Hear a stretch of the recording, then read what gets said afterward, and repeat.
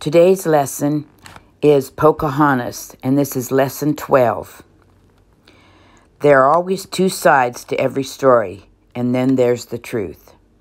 Have you ever heard that saying? Chances are you have, and you've heard it partially, as in there are two sides to every story.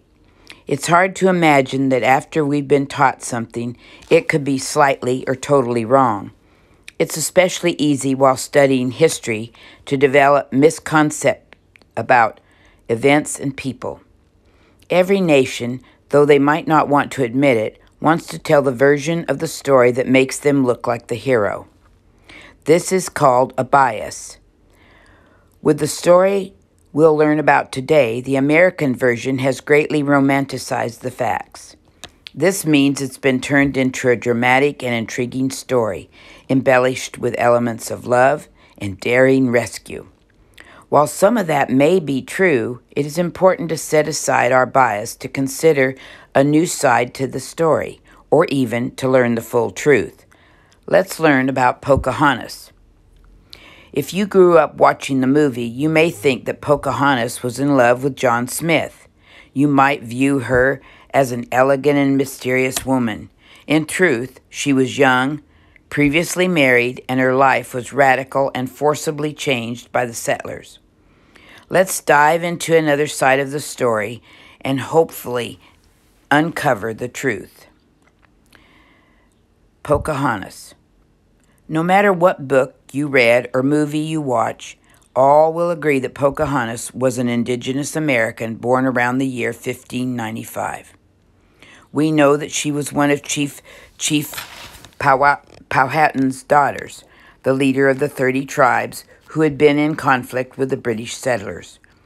We know that Pocahontas was her nickname.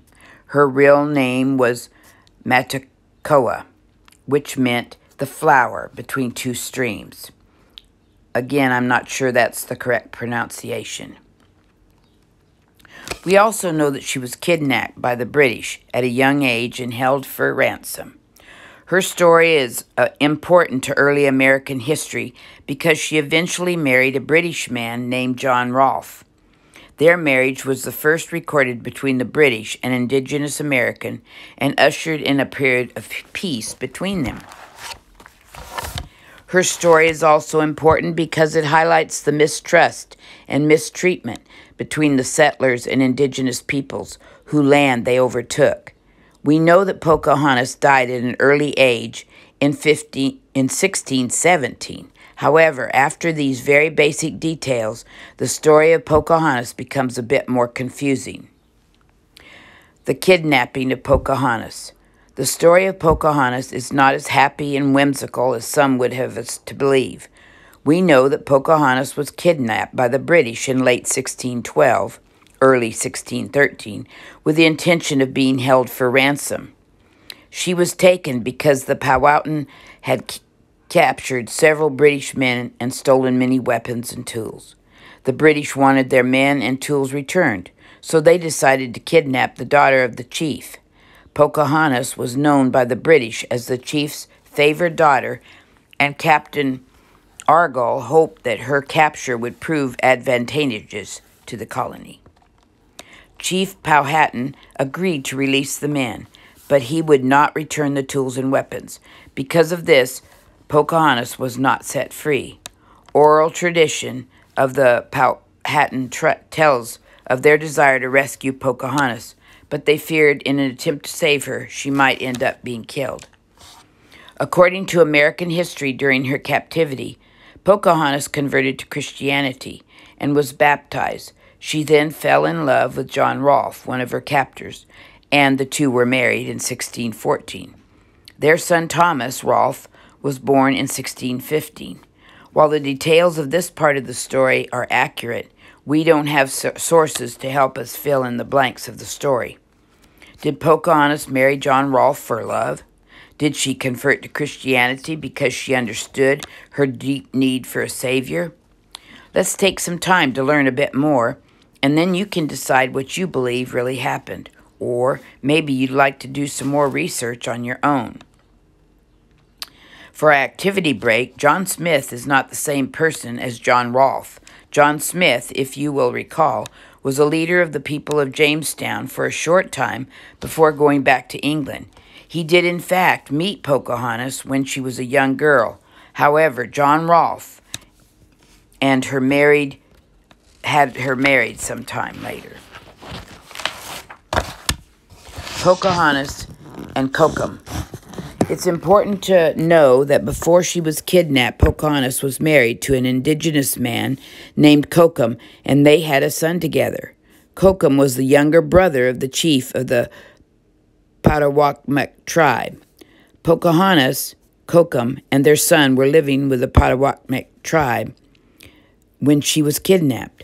Some say Kokum was killed trying to save Pocahontas from being kidnapped, but we don't know that for sure.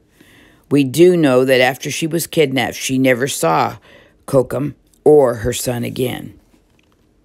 Pocahontas and Christianity. Pocahontas lived under the care of Minister Alexander Whittaker while in Jamestown. He taught her about Christianity, English culture, and how to speak the English language. It is believed that during this time she converted to Christianity willingly. We will never know if Pocahontas truly gave her heart to God, or if she was simply a scared young woman who had no choice but to do as she was told. Regardless, in 1614 she was baptized and changed her name to Rebecca.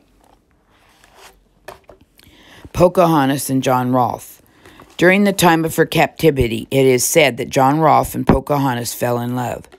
Some say they fell in love before Pocahontas became a Christian, and others say they probably didn't fall in love at all. Whether Rolfe married Pocahontas because the settlement needed a strong alliance or for something else, the story goes that both her father, Chief Potawatomi, and the governor of Virginia consented to their marriage. After they were married, it ushered in a season of peace between the British and the indigenous Americans. Remember when we learned earlier that indigenous women were responsible for tending the crops? Pocahontas brought with her the knowledge that essentially saved the colony of Jamestown, giving them the tools they needed to successfully harvest a profitable crop. Even though she had been taken against her will, she continued to help the people of Jamestown and help make the settlement a success. Pocahontas dies. 2 years after their marriage, Rolfe brought Pocahontas to England. There she met with the king and was shown off to the English people as a way of proving that the relationship between the British and the indigenous Americans were peaceful. Demonstrating that peace had been attained meant that the colonists would receive more money and support from the king. Considering that the visit a success, Rolfe and Pocahontas boarded a ship to return to America. Very early in the trip, Pocahontas became ill and passed away. Historians are not sure which disease led to her death, as there are many conflicting reports. Pocahontas was no more than 21 or 22 years of age when she died, leaving behind her husband and son Thomas.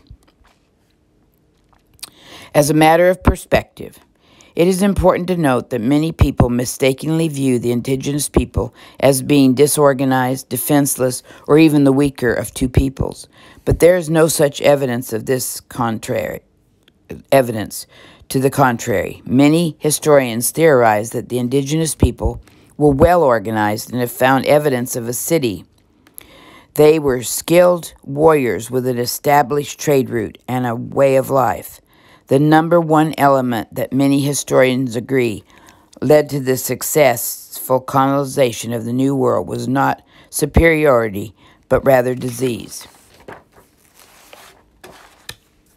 Two sides and the truth. A very different story that you may have likely heard before, the history of Pocahontas, helps us understand that the most stories have more to them than meets the eye. While we can all agree on the basic facts surrounding the life of young Pocahontas, the details vary depending on who you ask and which account you read.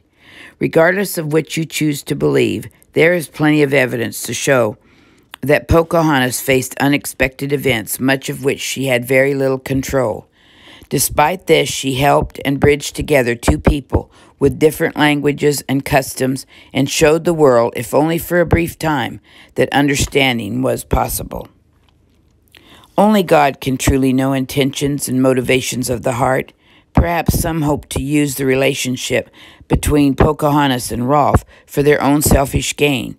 Perhaps Pocahontas was happy in her life, or maybe she had been forced into something she didn't want. We will never know the answer for sure, and yet her story had a powerful impact on the future of the world. The British had seen that peace was possible, no matter how fleeting that it might be. And that ends our lesson 12 for today.